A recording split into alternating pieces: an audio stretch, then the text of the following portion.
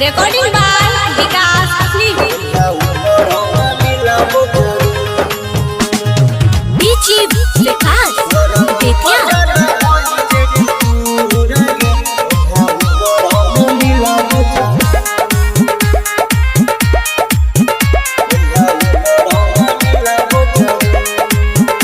धरती पजन होई जे दूर ओइहा ऊपर में मिलबो जरूर।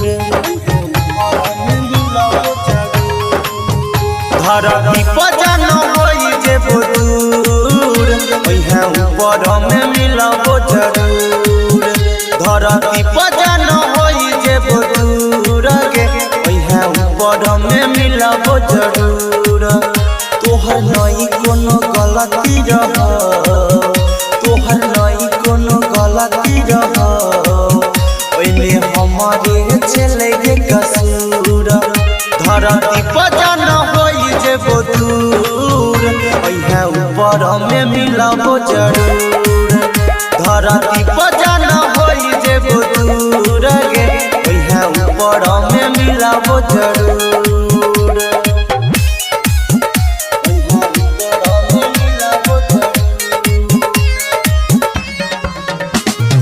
Bichi Vikas Betya.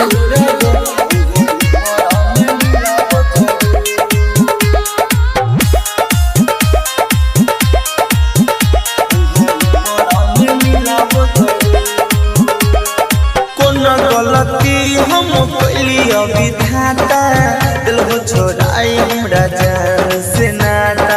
हमरो याद हमरा जान के सतेते रतिया में रोई के तकिया भीगेते।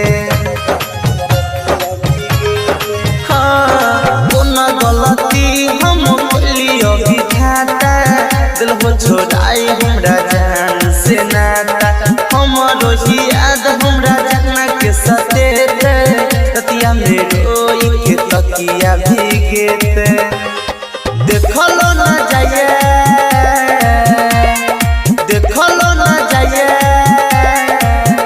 धरती पजन होई जे दूर ओइहा ऊपर में मिलबो जरूर।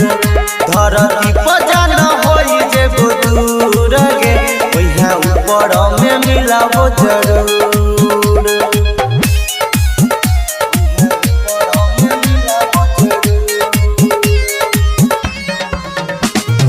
Bichi Vikas Betya.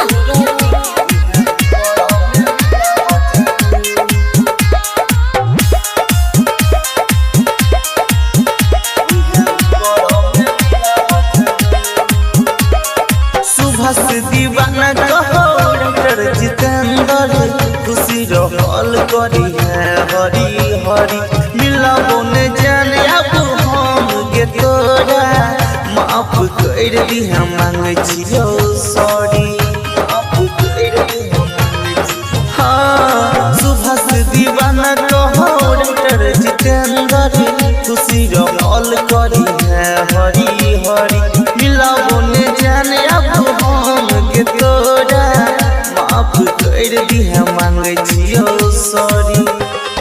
रहबो ने खुशी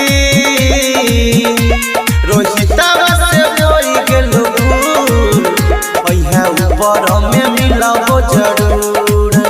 धरती पजन होई जे दूर गे, धरती पजन होई जे दूर गे ओइहा ऊपर में मिलबो जरूर।